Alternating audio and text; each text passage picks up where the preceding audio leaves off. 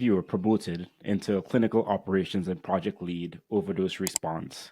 Tell us about that transition and what you do. Yeah, so when I was doing the policy work, it very much functions like a consultant. You get projects and then you do the work. And I was doing consulting on the side as well. I had my daughter, and then I went off for about 16 months. That's in Canada, we're pretty fortunate that we get quite a long maternity leave. So I took about 16 months off with her. And when the pandemic hit, I know I say this to, and you could probably relate, and everyone listening here that's probably can relate, but when the pandemic hit, I just had this urge, like, I gotta be in this because we learn about pandemics, we learn about this stuff, but it's once every 100 years or so. And I was honestly surprised that we were in the middle of a pandemic. I was thinking, like, I gotta go, I gotta be a part of this. I gotta take all this, like, theoretical knowledge we were kind of told of this rare one-off event that would happen and experience it in real time in a health authority. And when I went back to work, the opportunity came to be in Overdose full time. And as I was in my policy role, I was doing part time harm reduction and overdose prevention and part time chemical disease prevention. And at the time, I decided that, I really want to go into overdose work because in BC here, we had declared a public health emergency around the overdose crisis and toxic drug supply in 2016. And the impact that was happening since then had seen great growth in reducing the number of overdose events and also pulling people out of their homes and their private spaces to go to overdose prevention sites and be supported and reduce the number of overdoses. So we actually saw less people die from 2016 to 2019 based on these impacts and these programs that were implemented.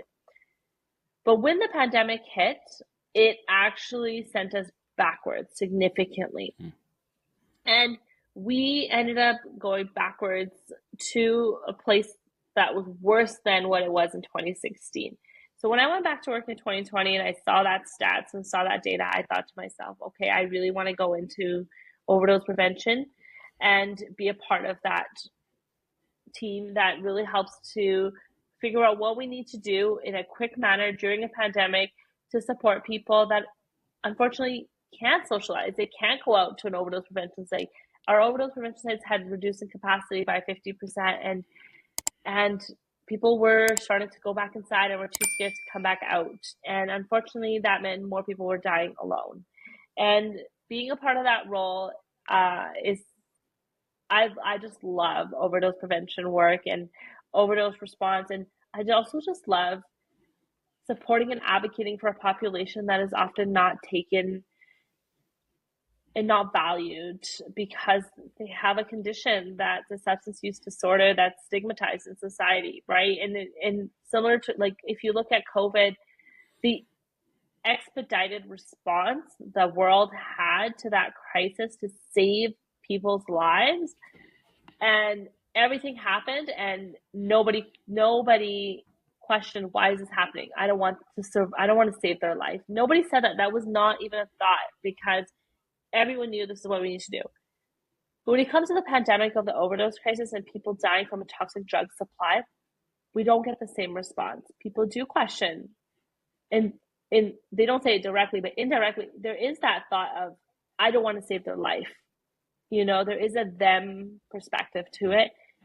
And it's, for me, that's why I'm really passionate about overdose, because I want to advocate for people that circumstances that are not choices, the reasons that they've started having a substance use disorder or a mental health condition, it's not a choice. It's something that's happened as a result of a sequence of events that they were not supported through from childhood.